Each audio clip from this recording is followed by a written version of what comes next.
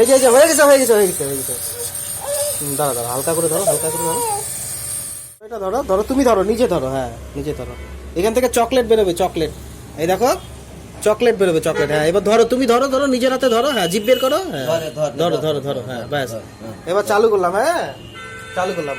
বাহ, এই তো ভালো ছেলে জয়, জয় খুব ভালো ছেলে, জয় ভালো। এই এ মা, good boy good boy good boy, ঠিক হয়ে যাবে। বাহ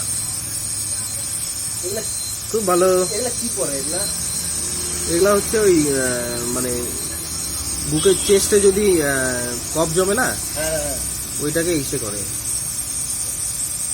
হালকা করে বের করে দেয়।